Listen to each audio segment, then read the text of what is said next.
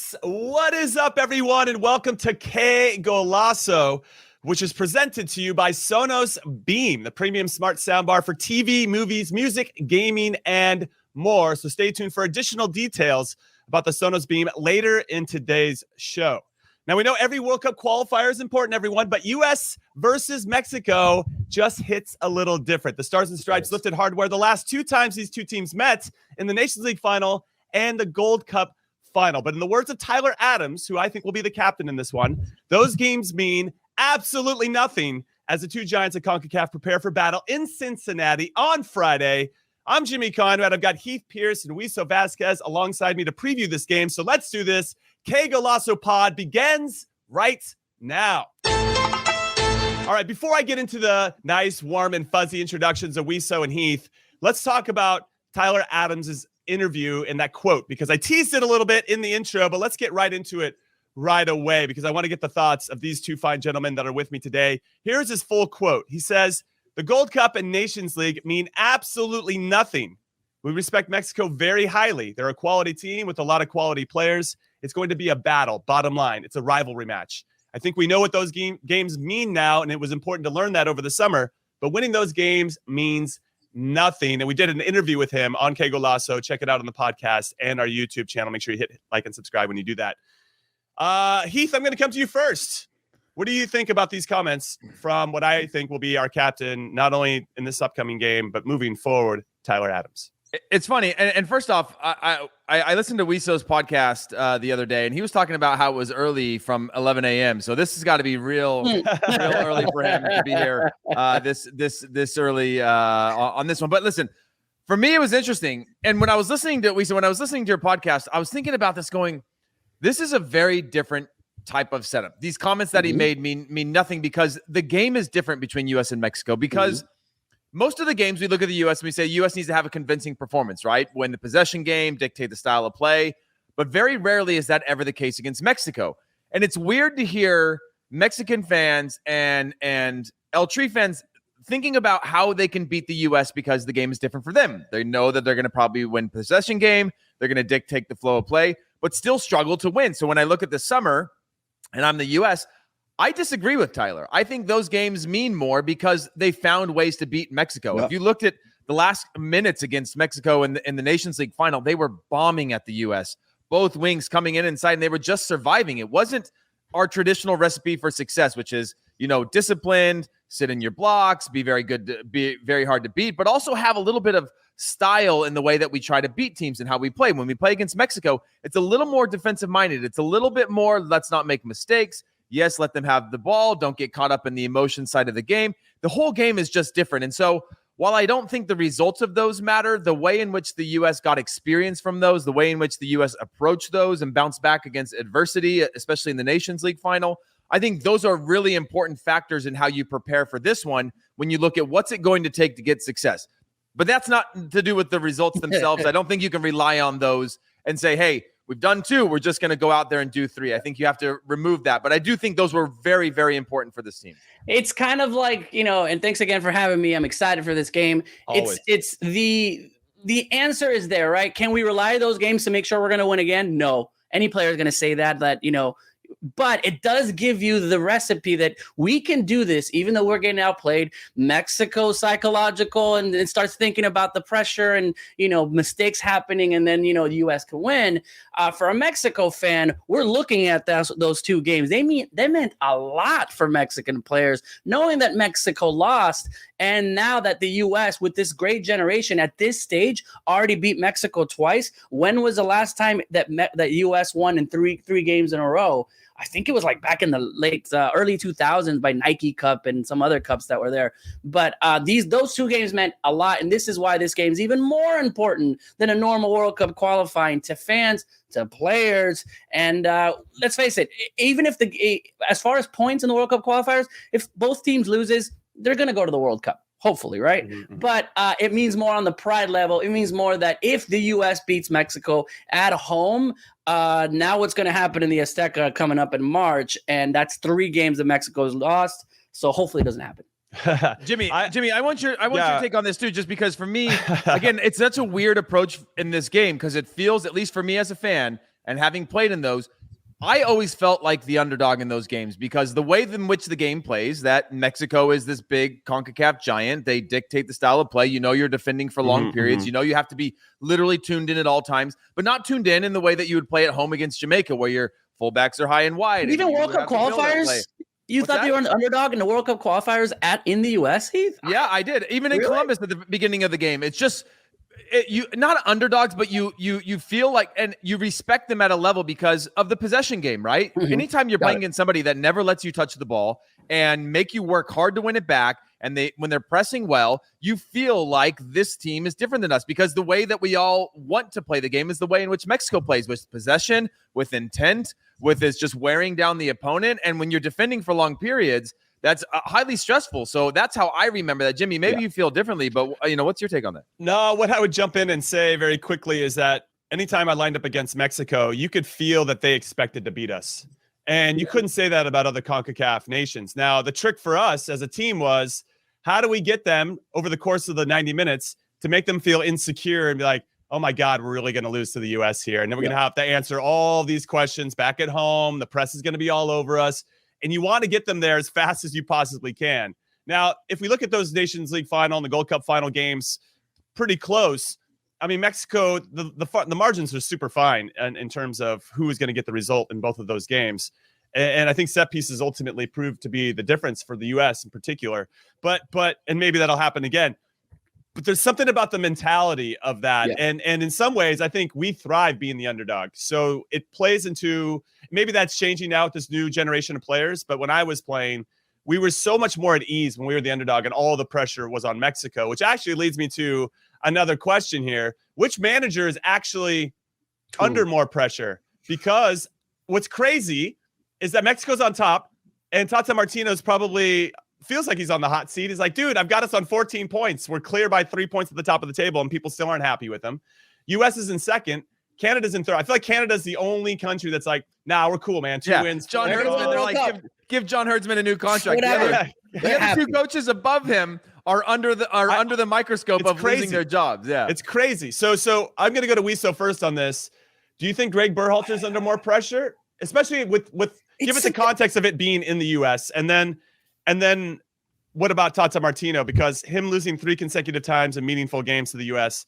is really unacceptable if you're a Mexican fan. There's the fans, and then there's a federation, right? So we'll go with the fans. I think, obviously, that'd be a good Twitter handle. Fans Federation.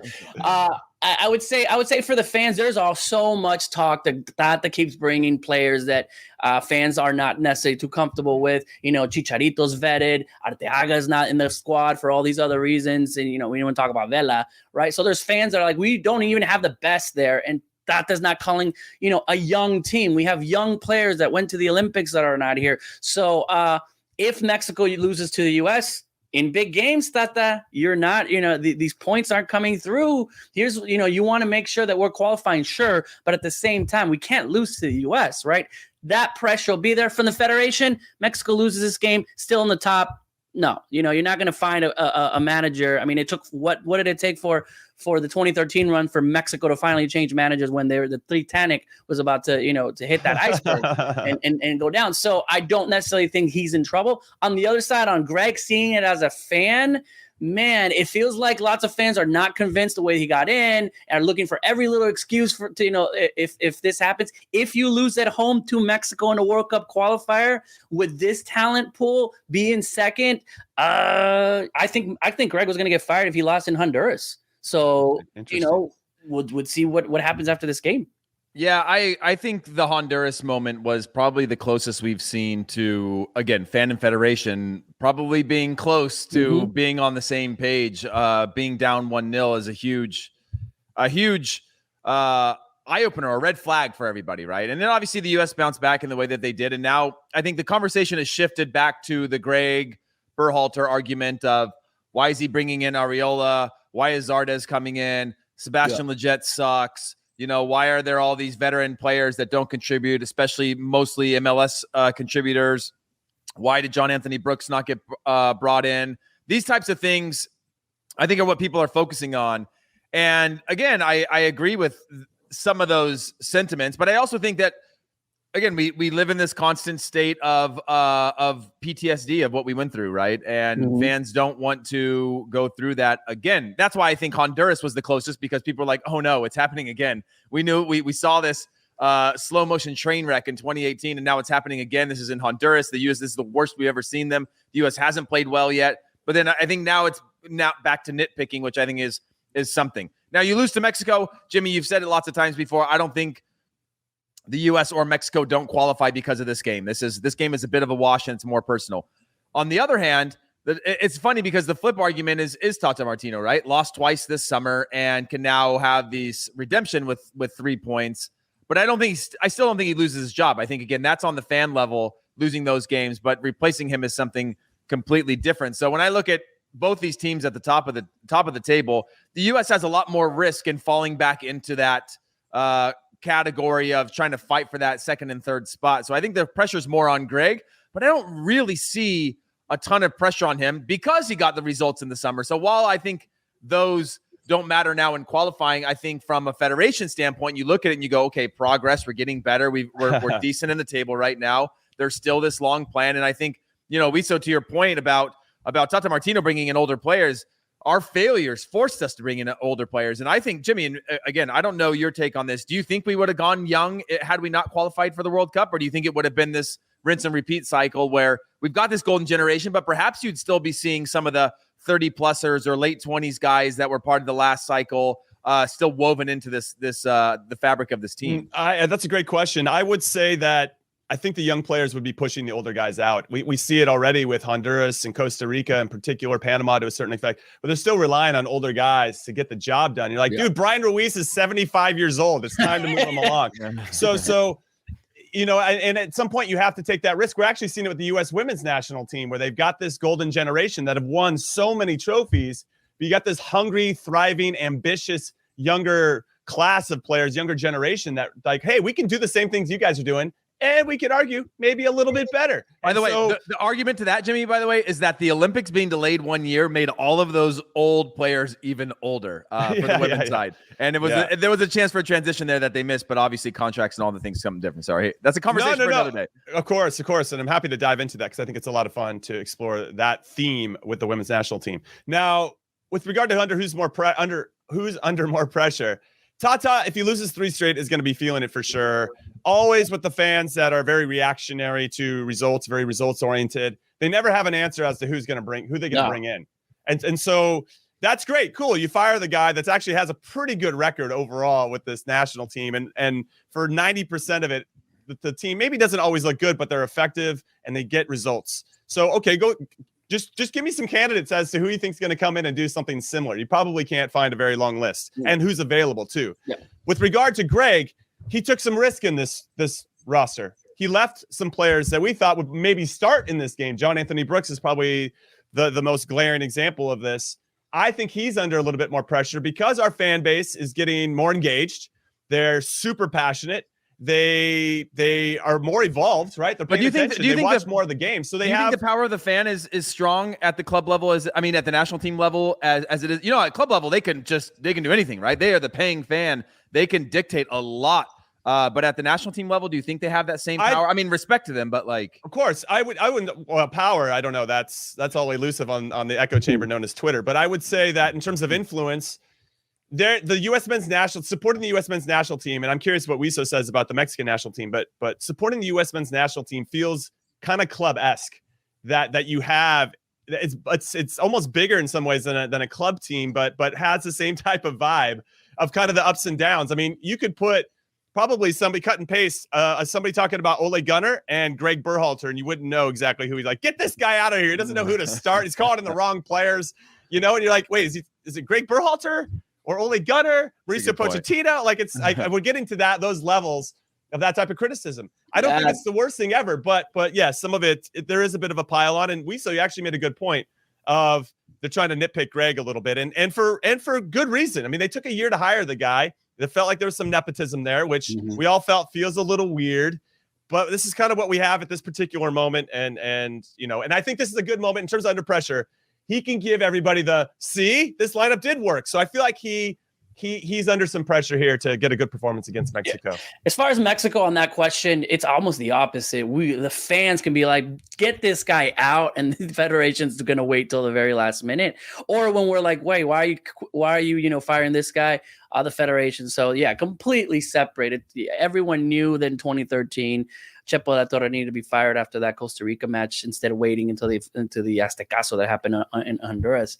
And then after that, all the coaching changes that happened. But going back to the coaches, I think for this match, whoever loses, I think Greg would probably be more on the hot seat because it's just that. Now, if this switched at home, if Mexico was the Azteca on Friday and the U.S. beats Mexico, I'm sorry. You cannot lose to the U.S. in Mexico City, especially after losing twice. Something's going wrong. A lot of fans would be wanting Tata out. Okay. Well, let's talk about the Mexican national team roster then. You mentioned it's a little bit older. It looks like Gerardo Arteaga is not in there. There's been calls for him. He hasn't been in since the Nations League final. Yeah. But it's pretty familiar names. We're going to see Chucky Lozano and Raul Jimenez and Tecatito up top. And it's just, we say older, but we can also just throw in a more positive spin, experienced. Yeah. Wiso, real quick. But Jimmy, by the way, we've talked about this a lot. It's only a double fixture. But Mexico brought in 28 players, and the U.S. only brought in 25. Why didn't we bring in more players, or should we be bringing less? I want to get your take on this as well, because I think it's 28 players they brought in. When I said older, it's because the players that are going to start. There's a good mix of young players in here. You have Johan, who's doing great things in Italy. That's going to come back in the defense. Too bad he's left-footed, so I don't think he's going to start with Moreno. But then you have Moreno, who has been with the national team forever. Right. So it's a good mixture. The call up, I think, on the starting 11, I think we're going to see Mexico be a little slow when it comes to going against the U.S.'s young, fast, counterattack team. And I think that's the danger. And that's where I'm saying where the fans are bringing in, why are you going to have Herrera, Guardado, and Edson, especially Guardado and Herrera, who some of them are not going to play 90 minutes week in, week out, and have seemed a little slow. In past time, especially Guardado. Can he last, 90 minutes? I don't think so. So I think that's where I say that fans are expecting a Cordova going in there, maybe an Orbelin, going in there, Arteaga that didn't get called up for problems that he has with the federation. So, but as far as the team, I think we have a good transition. I think young guys are going to come in. But that's where people are kind of saying, who's going to have, as far as defense-wise, questions on the defense as far as the starting 11 for Mexico, which is kind of crazy. I think we're both on the U.S. and Mexico side. The defense is where we're looking at going like, oh no, could be a lot of goals. But Araujo is got a card last time, so he's not going to be in it. But I think in Moreno, Gallardo, which you've seen a lot, Tata loves to have Gallardo, will be there. A great player going forward, but gives you a little bit of a defensive worries there. And obviously Ochoa, who's not going anywhere. So interested to see what Tata is it going to go with the experience, which I think he will be instead for this game, or and then those subs in, get those quick guys in there. So Pulisic where's Diego Lainez? I don't see him in there, and he scored against us in the Nations League final. Was a super sub, and seems to do a lot of damage against our back line. And I feel like he would be a nice addition to this. Diego Lainez at the Olympics got an injury, and now in Real Betis, trying to get his starting spot back on. So, and he wasn't going to be 100%, hasn't played. So he's not. He was one that, again, when I think back about the Nations League final, that when I talk about them just going, they spread the U.S. wide and high, and they were driving inside from both ways and combining. And I was like, this is not going to go well. And that's when I go back to the point I was making earlier. And by the way, there's only 26 players from Mexico. So one more, I think, than the U.S. Brought in. I think the U.S. brought in 25. Just trying to count. So I'm an idiot. I'm not good at counting. But hey, one more could have been all the difference, Jimmy. That could have been Joe Scally if he wasn't called. Do you have 3 keepers called up? Yeah, 3. Yes. 3. Okay, just check it. Yeah. We got it covered, so don't worry. Right. We got it covered. Yeah. 2 injuries happened. We got Sean Johnson. Don't worry. And Jimmy, for me, when I look at this matchups or Dangerman, I'm looking at MMA versus Alvarez and Hector Herrera. I don't know if they'll start Romo in the middle. Wiso, would love your take on who you think will be in that spot. But when I think about the spine of the U.S. team, and I know we're talking about Mexico right now, that's where I'm the most secure at the moment. Yeah, we got good attackers, and we've seen that we have a number of players we can rotate, whether Pulisic's on the field or not. But in terms of where we need to start winning and dominating consistently is in the midfield against Mexico, because Mexico, just like a lot of CONCACAF opponents, are so good at moving the ball in and out the other side that they get you chasing, right? And now the team has to run 40, 50 yards to get back into position. And the more we can start to win up the spine of the team, I think the better we can be, not just in this game in the matchup against Mexico, but in the future as well, to actually have a dominant midfield. And I don't think the U.S. has ever really had a midfield against Mexico that dominates. We've had good midfields. We've had teams that can match up, but we need to start dominating that midfield, because if you keep Mexico to one side, you can frustrate them a little bit. They start to hit long diagonals or attempt a little more direct play. And that's where I think we need to win. The other thing, by the way, is just, I love Hector Moreno. Wiso, is he in your team for this game? Because he's so I think he's a calming presence for the teams. Other people were criticizing me for that. Obviously, he lacks the speed and transition, and makes the team a little bit more vulnerable. When I see him on the ball and I see the team around him, they just seem to have this confident figure who's been around it, who's seen it, not going to be fazed by the challenge. But that's another matchup that I see him having to line up against Ricardo Pepi in that match, and I like that matchup. What I'll say very quickly, Wiso, is with regard to speed and Hector Moreno, I got to give a shout out to El Emperador Claudio Suarez, who's one of my favorite defenders to ever play in CONCACAF, has more caps for the Mexican national team than anybody else. And he was slow, but he made up for it with his positioning and his anticipation and his ability to see things 3, 4, 5, 6 steps ahead, and then was so calm. And I think that is a trademark that Mexico, for me, have consistently built those types of players. It's okay. Rafa Marquez. I never saw him sprint one time. And he was unbelievable. Yeah, right, Claudio Suarez, you said it. He still looks the same as he did in '94.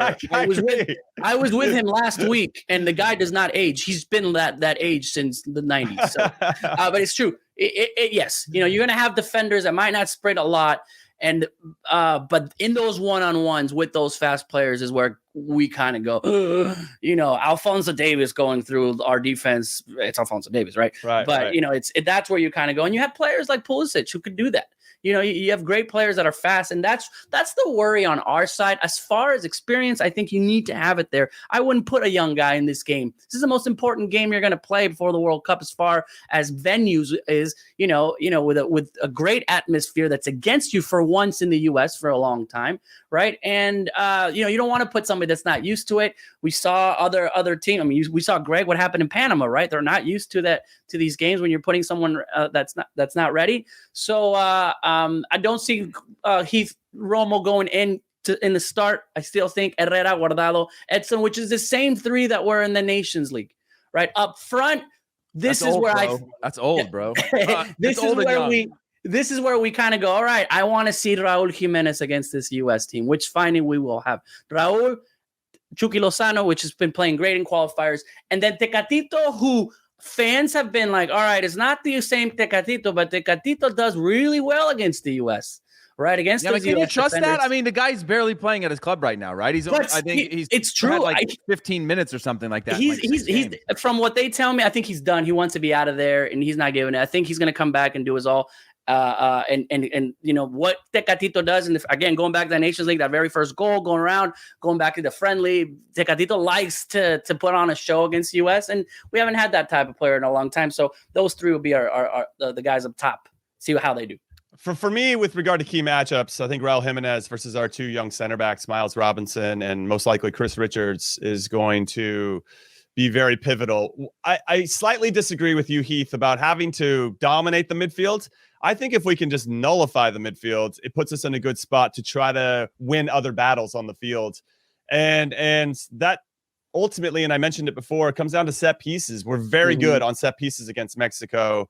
That's what got us back into the Nations League final to take it into extra time. That's what helped us get the winner in Las Vegas in the Gold Cup final. And I think that there's some insecurity there from Mexico going, yeah, we could work on this for 3 weeks straight, but these guys are just better at set pieces than us. And so they really have to limit where they're fouling in some ways. So maybe that speed and where Christian Pulisic could really come in and be super effective because he's so good in 1v1 situations and drawing fouls. I don't think Pulisic's going to start this one. I'd be really surprised if he did. And if he does, maybe he only gets 45 minutes. I think you have to be thoughtful about where he is coming back from his injury. But I think you start him. I think you start him too. Yeah.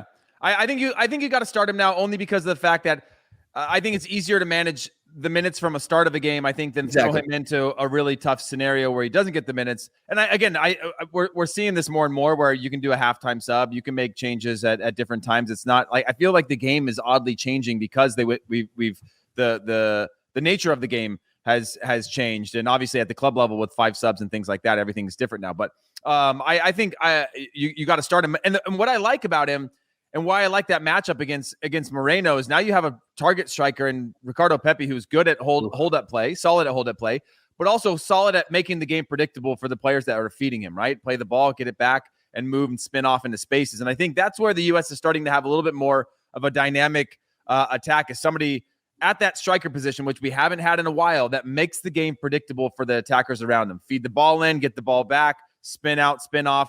And it's not so much of this constant needing 3-4 touches to get the ball under control and continue the attack. And so I like that matchup as well. But on the same side, you don't think when I think about the U.S. and I think about trouble, I think about Orbelín Pineda and him being more of a crafty number 10, similar to Lozano, that can play in and out of spaces and pull guys in and out of tight spaces and tight moments. And I think that opens up the U.S. But I know that you're looking at Tecatito to be able to do that. I just want to jump in and say really quick before I want to get to you, Wiso, of course, from the Mexican perspective and where you think the keyest matchups are. But if we go with a Christian Pulisic, who is going to be not as sharp because he doesn't have those minutes lately, and we go with a Joe Scally, who I think could start, but yes, he played against Bayern Munich and he's doing well in the Bundesliga, and I think he'll hold his own. I'm not worried about that. It's more about Mexico is going to have a lot of possession. And what are we doing in those moments? If Pulisic isn't fit enough to really track in the same way, if Scally doesn't wait, I've never played with Miles Robinson before. Am I supposed to step or am I supposed to drop? What are we doing here? These are really important things that happen in a game where all of a sudden you got a Guardado, you got a Herrera, you got these really crafty players that know better and can sense when they can feel that weakness because of their vast amounts of experience. We're going to punish these guys. But do we think we can't track for 45 we can track. Listen, there's a difference between tracking players and actually working together in a collective team shape to put teams in an area where you want to try to actually win the ball collectively. And I think that is where Mexico kills us. If things get out of control, then we get emotional. And when you get emotional, you start to lose your discipline even more. And I worry about that side of it a little bit. And that's where I think the experience of Mexico could hurt us. But that I'm on the other side saying you guys are players, right? It's going to be to the medical staff. How are you? 90%, 80%, whatever you are, you're going to want to start to make an impact at the beginning, right? Because even you're going to track players, you're going to bring them in at 60th minute, 65th minute, even before. And what can Pulisic do? It's kind of an answer. And then what? Take him to Jamaica, where it's going to be tougher. I think this is the game. Put him in, see what he does at the beginning, and then, assess there. Look at Wiso, taking those. The U.S. men's national team fan. No, I'm just saying, I'm taking myself out of it, saying, why wouldn't you do that? And for me as a fan, I said this, if I don't see Pulisic and the starting lineup, he's not 100%. He's not a threat coming in at 55, 60th minute. So I'm happy if he doesn't. All right. Well, let's get to predicted lineups. Wiso, let's go with you. How do you think Mexico's rolling out? And give me the average age of this lineup once you say it. Average age, 28. I don't know. 28.9. Ochoa, obviously at keeper. You got the fullbacks on the left and the right, Gallardo, and I would say Jorge Sanchez there on which is going to be a little bit different. A lot of people maybe have Chaka, who's done well, but fans don't like Chaka. In the middle, Moreno and Cata Dominguez, just because of that. Johan is left-footed. You don't want to. Tata's very good about having a right foot and a left foot type of guy. So we have Cata Dominguez who's done well. So there's a defense. In the midfield, I've said it, Herrera, right, Moreno, and the one guy that is not changing anywhere, I've said this before, Edson Alvarez, who's doing great things with Ajax. And then up front, right, El Tridente, which is Tecatito, Chucky Lozano, and Raul Jimenez. I think it goes for experience. Maybe somewhere in there a defense, one guy probably Chaka might come in, but I think that's going to be the starting 11. Okay. Now Heath, before I get to yours, who's the super sub? Because you don't have Linez. Is it going to be Pineda? Is it going to be Henry Martin, Funes Mori? Like, who's the super sub in this group that you neither of those last two? Get those guys out of here. I hear you. I mean, come on. Actually, if Mexico's winning, you could put in Henry Martin, and he'll scrap up there and make it. There isn't anybody that we're like, I can't. There isn't an Linus in the waiting to get in, but Orbelin Pineda can do a lot. You said it, Heath, right? Can control, has a lot of possession, likes to have the ball, can hit outside, inside, and feed balls in. Cordova, just because the type of player that he is in the midfield, if it's something's going slow in that midfield, I think he's in. And then as far as up front, super sub over Raul Jimenez and Tecatito, no. Henry to scrap it out, but I think Funes Mori is Tata's guy, and he's going to continue to be in there. Because he's really tall and he's scrappy and he's got Argentinian blood that, he'll throw a ball across just to waste some time, and kind of that player that's needed in these types I wasn't of games. expecting some Argentina shade this morning, but that's pretty funny. He has that. It's that canchero. It's called canchero. It's like, minutes wasted. Boom. Sometimes you need that. Yeah, of course. No. It's necessary to have in every team. Okay, Heath, talk to me about the U.S. So my U.S. lineup is Anthony Robinson. I think we have Miles Robinson. Whoa. We have a goalkeeper controversy. God, I wanted to skip over Tim. I think they're gonna go with. I think it'll be Stefan. Yeah, me too. I think really. Yeah, I think he can play out of situations a little bit better than Matt Turner. Yeah, I think there'll be a few moments that we saw, and I think it happened against. I want to say it was Mexico or maybe it wasn't, but it was a clipped ball from Zach Steffen. I can't remember the game, but it was a moment where Zach Steffen could have cleared it long, clipped it out, and we kept the possession build up to a goal. And I think in moments like that, and it's not about playing out of everything against Mexico. It's about Zach Steffen recognizing moments where we can actually keep the ball. Because if Mexico frustrates you for long periods and they're good in transition to press, and all we do is lump it long every time it goes back to a goalkeeper, I think that's a recipe for disaster and frustration. And it puts us behind the eight ball for long periods. And like I said, when you're defending for long periods, you actually do need a goalkeeper like Steffen, who maybe doesn't need to play out as much as he wants to, but knows those few moments where we can find the next pass, take a deep breath, break the first line of pressure, and then we go, okay, now we have the ball, now we can build up. And you'll never get that with Turner. Turner's much more straightforward. But anyways, good shout, Jimmy. Robinson, I want to say Richards, Robinson again, and Joe Scally. Now that back line worries me. It's a young back line. It's a young back line. Love it. Outside of that, I'm looking at maybe Zimmerman in there instead of Richards. I mean, you have more experience. You have more leader. Zimmerman is a much more, I don't want to say one-dimensional player because he's a fantastic player, but his game is more predictable. There's not a lot of sort of build-up play that he's looking. He's not looking to play clever little balls in and out of spaces. He seems to understand, have a little more traditional center half or center back type of mentality, which I think could bring a calming presence to the team of knowing, hey, this ball comes into my feet. I don't like it. I'm smacking it into the stands. What I would say really quick about Zimmerman is that he wasn't even in the initial roster in the last qualifying window. And then Tim Ream bounced out. And so he comes in, he starts, and then in the second game, he's the captain. Yeah, I'm like, wild. How is that even possible? That's Greg Berhalter, though. That's Greg Berhalter. I'm not putting that even possible. Nobody came in and they were like, look at his body language. Let's make him captain. You know what? He came in. Look how tall that guy is. Let's start him. So thinking about that, and also knowing that Walker's going to be 29 when the 2022 World Cup hits. Like, this is it for him. And I feel like, as someone that also fell into that kind of window, I was 29 when I played in the World Cup. You knew that was probably the only time you were going to play in it. And the way you approached everything leading up to that World Cup to get on the team was very, I can't even tell you the type of energy I had. My focus was insane. So I feel like Walker Zimmerman's embodying a little bit of the same, knowing that this is his big opportunity. And because he has that type of leadership presence that Greg clearly craves and wouldn't give him the armband otherwise, I could see Zimmerman in. I'll go with Zimmerman. I'll go with Zimmerman then, because I know a lot of the rumors have been Richard, but I'll go Zimmerman for me in that back line, because I think that's a great point, Jimmy. And also, especially against Mexico, if you've never been there before, you don't know what this is going to be like, and you can see how badly it can go wrong. Believe me, I played in the 2009 Gold Cup final. When you have I don't know why you bring that up. I don't know why you have every show. When you have some lack of how you say international experience on the field, things can go very wrong. Obviously, those don't count because that was like a rotated roster. We know that. Anyways, but yeah, going into the midfield, I've got MMA. If anybody calls it something different, we can fight. Musa, McKinney, Adams. And then up top, Pepe, Aronson, and then Pulisic. Jimmy, you started to talk me out of this one, but I think you go with Pulisic.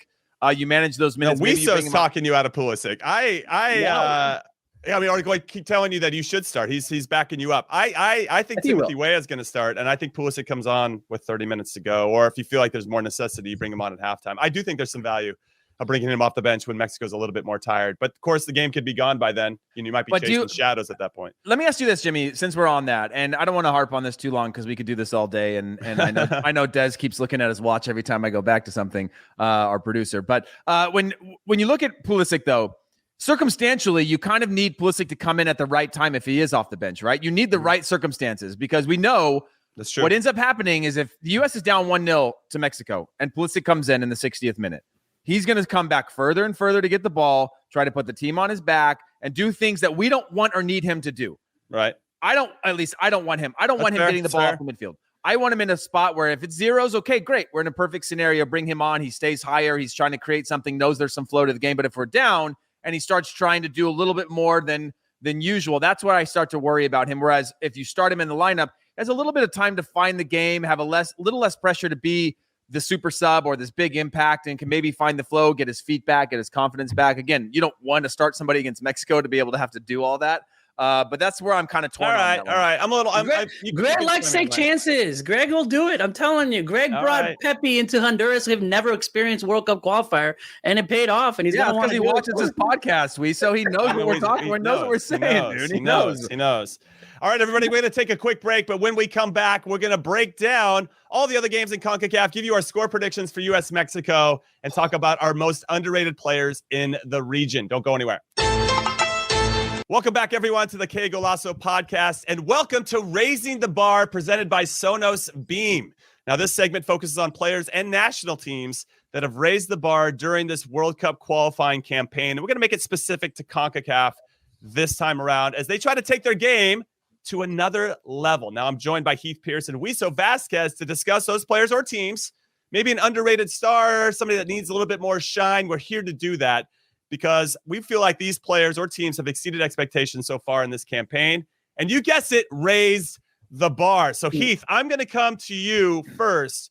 Which player or team or coach has raised the bar for you in CONCACAF World Cup qualifying? Oh, man. Can I bend the rules?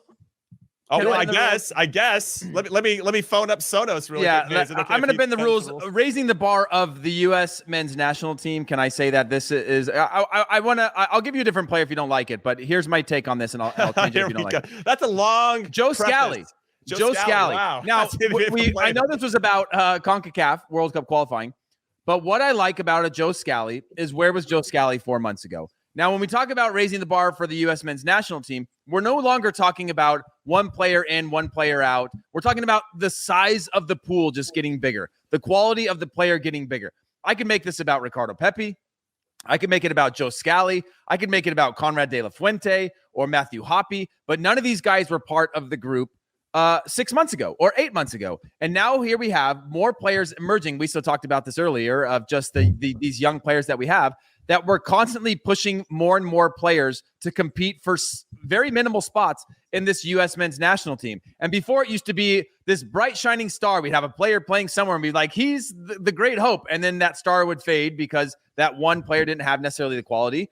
And they weren't pushed out because we had more players coming up. Now we're not like having a guy come in and out of the national team. We're having a number of players increase the quality of the pool. Joe Scally being one where he's on this great run of form. Nobody was talking about him months ago. And now I think he has the most minutes of any U.S. player in the top 5 league in Europe. And now he's being called into national team. That's going to push Reggie Cannon to get better. That's going to push DeAndre Yedlin to try to make this roster. That's going to push Serginho Dest to have to play a different type of play in order to push that. So I think when I look at that, yes, he doesn't have the CONCACAF experience, but I think that theme to me is what we're seeing in the national team that is ultimately raising the bar of the national team, forcing these players to have to compete against not just the ones they see around them, but this player coming up behind them. And so that's my take. If you don't like it, I'll start from scratch, Jimmy. I'll go somewhere else. No, I like it. I'll accept it.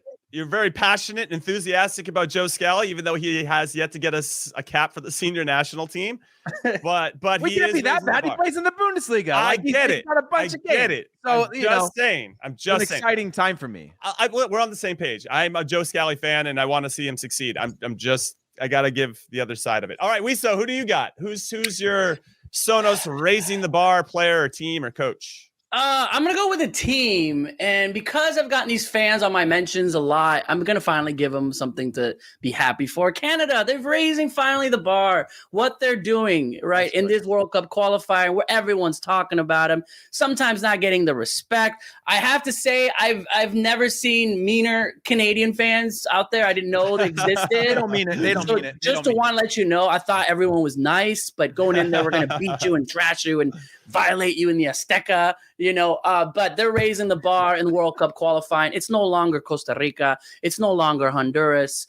Now Canada is up there with the players that they have. Obviously, the best player in CONCACAF, no matter anyone says, Alphonso Davies going in and out. So raising the bar for me, it's not just this generation. Let's see what you do in the next World Cup and qualifying. Let's see what you do at the World Cup when you qualify. So now it's no longer Canada might be in there with a generation. Now it's expected with the players that they have.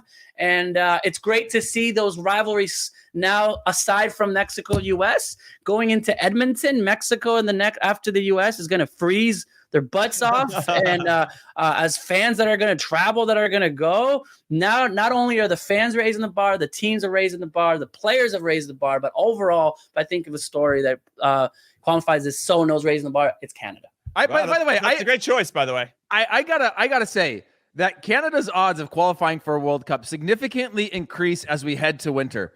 They haven't been in this final round of qualifying, right? And now we're qualifying through the winter time that they're going to take these games and play at home. And obviously we know that there's not, playing at Azteca, everybody has to suffer, but it is more comfortable, but it's going to be freezing when the U.S., I think they're talking about Edmonton or Vancouver for the U.S. game as well against Canada. I'm not sure if they've decided on that, but yeah, I agree with you. Obviously Alphonso Davies, there is no, and Jimmy, do you think there's an argument of anybody on that level at full fitness or at the peak that even has the quality of Alphonso Davies does at his age? How old is he? Like 22, 23? He's 20, 21? I think, if I'm not mistaken, close to 21.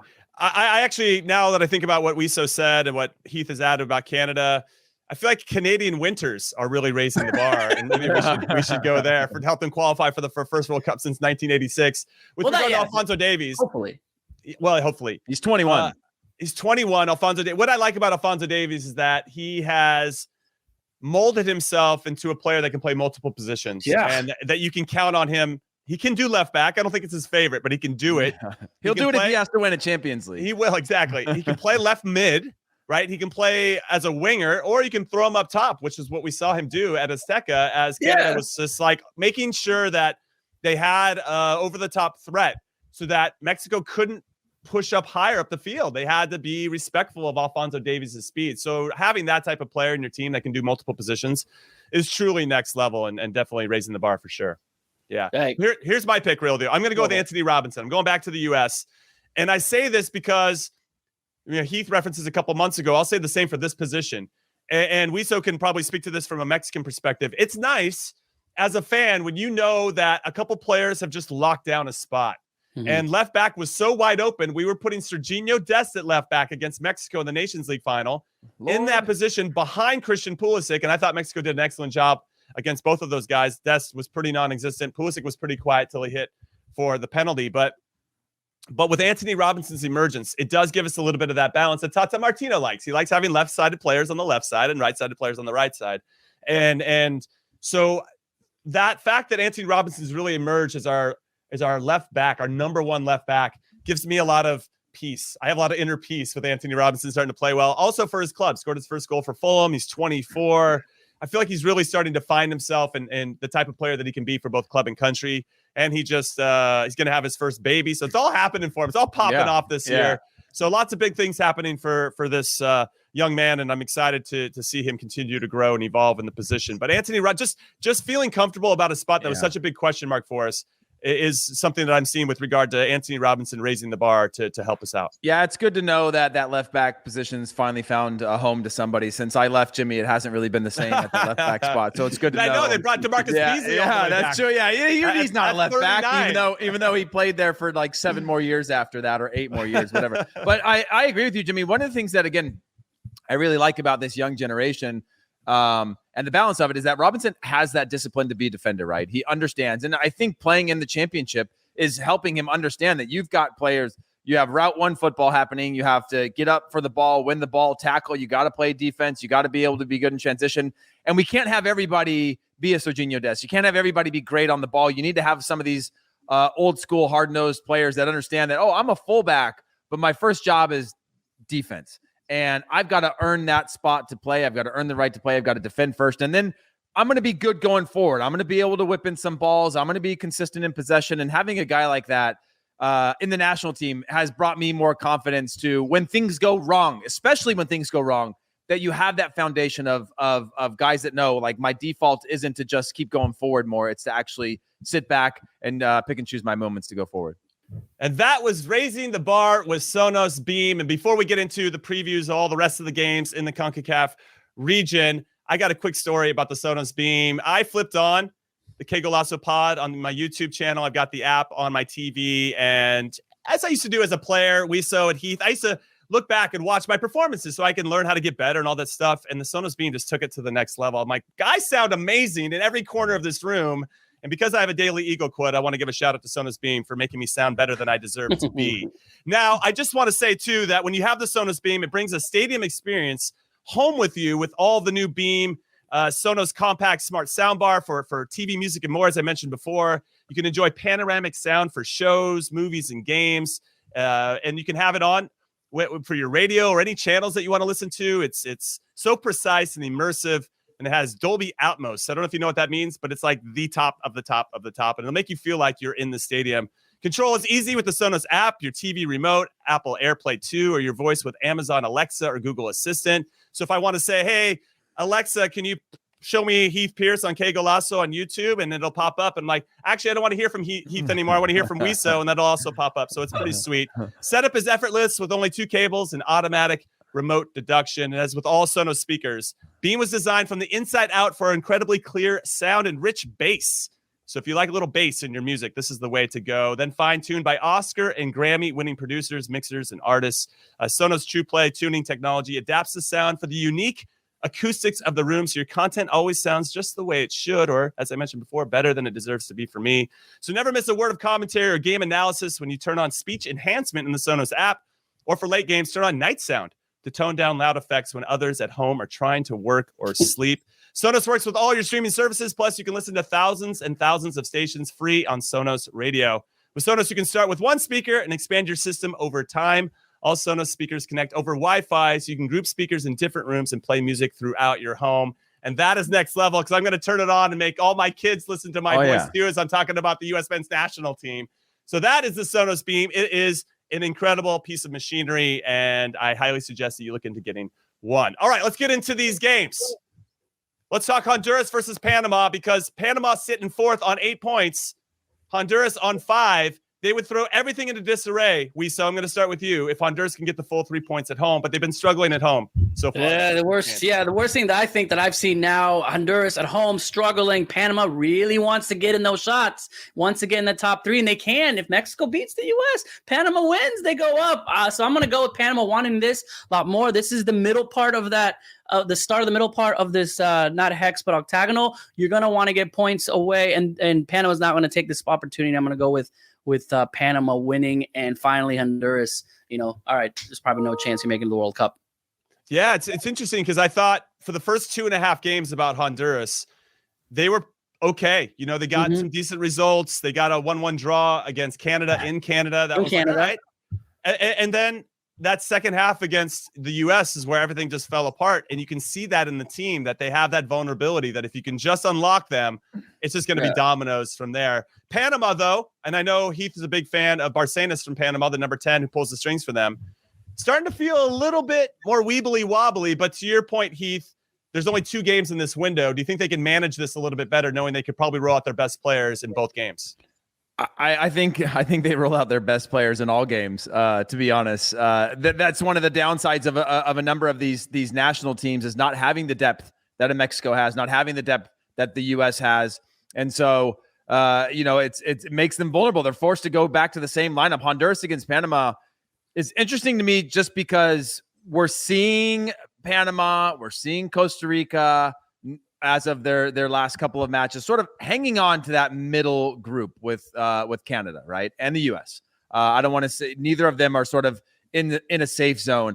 But as you mentioned, Honduras have sort of fallen apart. They were like my team. You go back to that Canada game. I talk about it a lot. They looked so good. They made it so hard on Canada. I think Canada learned a lot from that in terms of how they're going to have to play, that they're not as good as they think they are. They're going to have to show up and fight in the same way that made them good through the summer.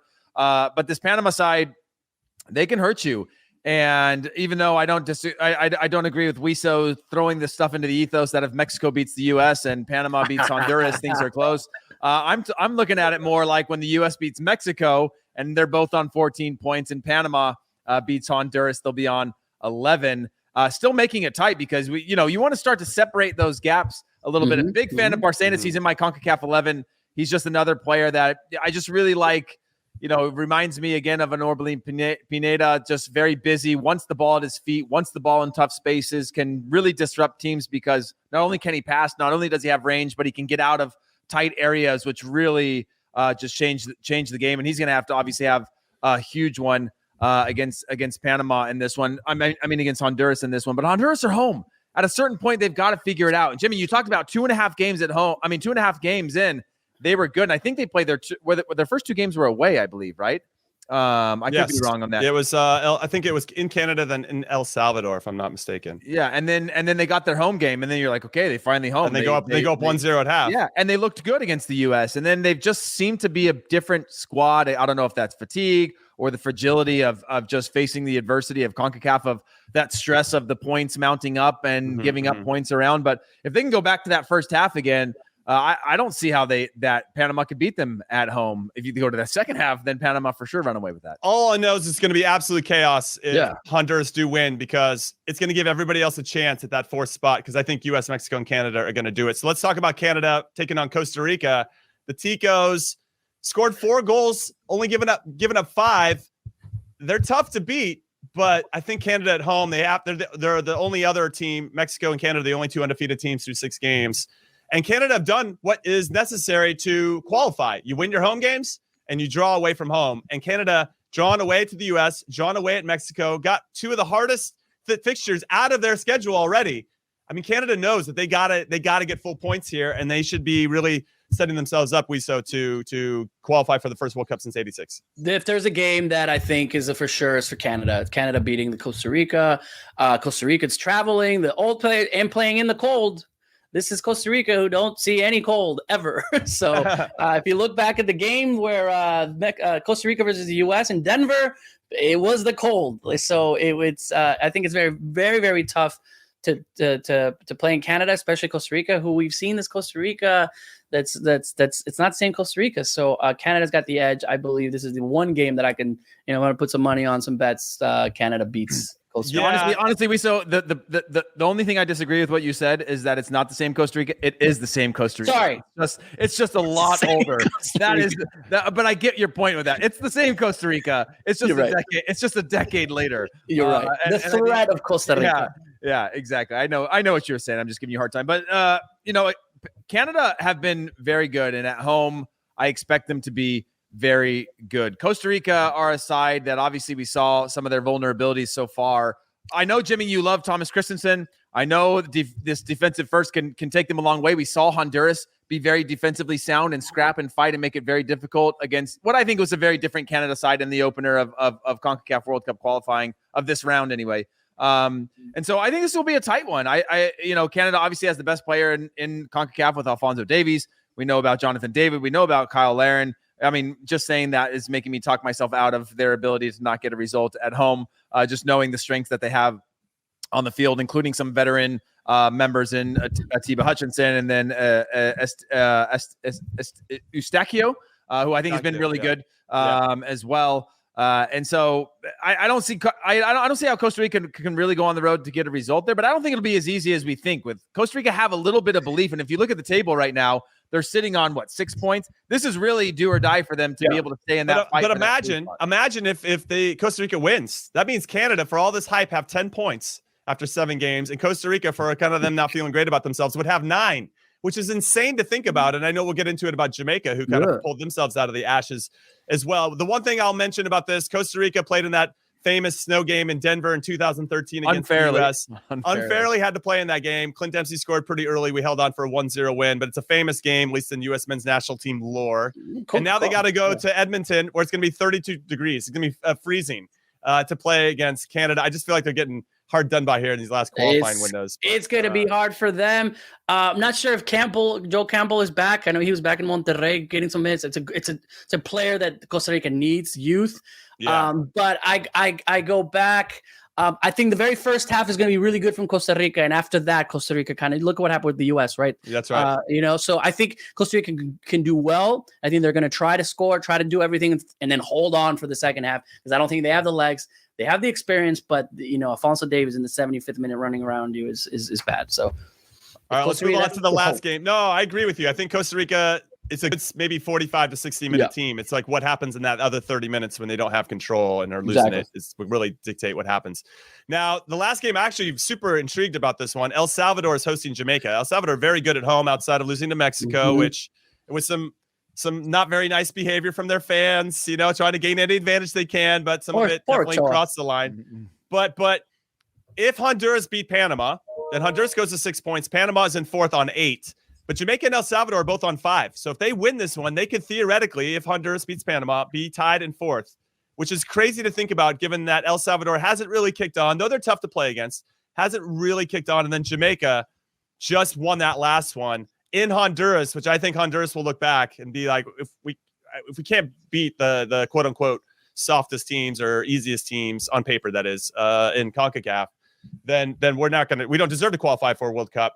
So Heath, I'll start with you. El Salvador versus Jamaica. I kind of like the Reggae Boys to go to El Salvador and get a result and kind of just end the hopes and dreams of El Salvador in this window.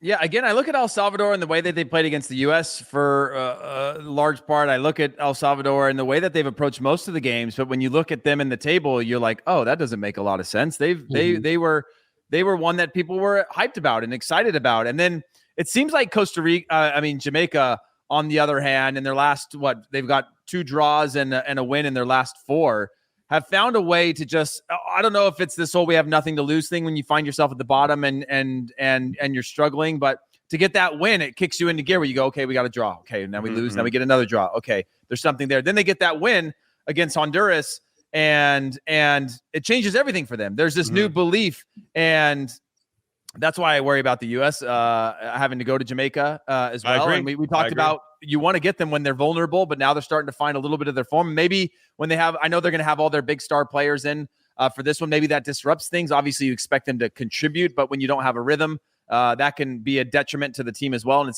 relies on individual performances from a Mikel Antonio to get them results. But I think Jamaica have a newfound belief in their ability to get results in this one. So I think I agree with you, Jimmy. I think Jamaica take 3 points here. Okay, and then so quickly about El Salvador, I just want to add that they're one of the countries, in my humble opinion, that benefit from only having 2 games in a window because their depth is not great. And we saw it with them in particular that once they hit that 3rd game out of 8 days in the first 2 windows, they really struggled in that 3rd game.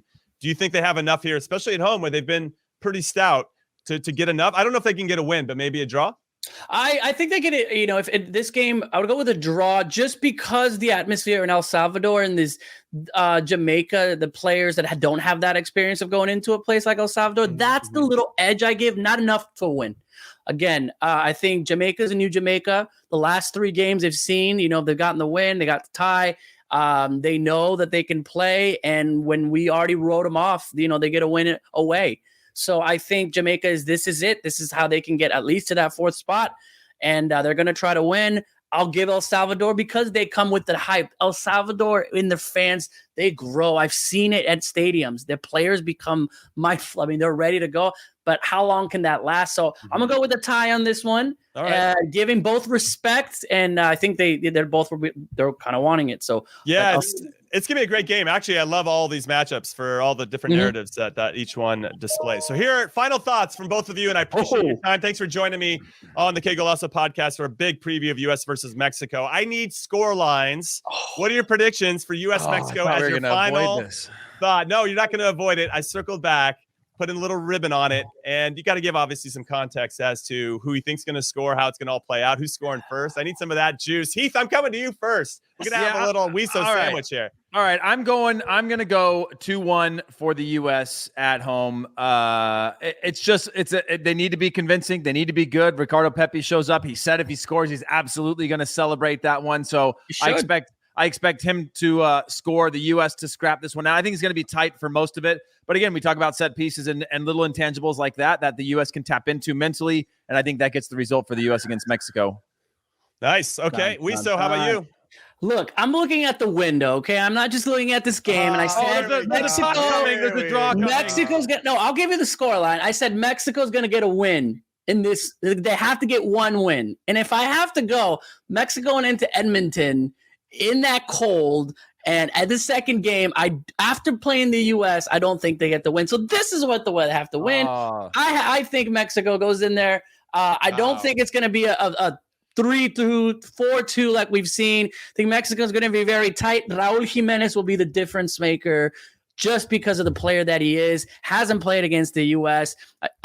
Give him that extra. So 1-0 Mexico. I'm taking my 2011 jersey underneath the press. That way, that has never lost at a game. I took it to Columbus. So I took it into the Germany game. So I think we should be good. So I'll jump in and say I think I'm going to split the difference. I'm going to go with my head over my heart here, and I think it's going to be a 1-1. And I think it's going to be 1-1 draw here. That's the old coach's handshake after the game. Going, hey, we both got something out of this. We'll see you in Mexico. Exactly. I really feel like it's setting up that way. The first 15 or 20 minutes of this game are really interesting to me because not only from a U.S. perspective and getting the U.S. fans to buy in and believe and get that confidence early on against Mexico that you're here to play and you're going to try to set the tone. That's important. But also because FC Cincinnati, who actually play in that stadium, only won once in the league this year. And those fans are thirsting for something to happen. And so I wonder if some of that negative juju that might be surrounding that stadium could work against the U.S. That's a bigger conversation. But I just feel like a 1-1 draw might be the one here. And as you said, the gentleman's handshake.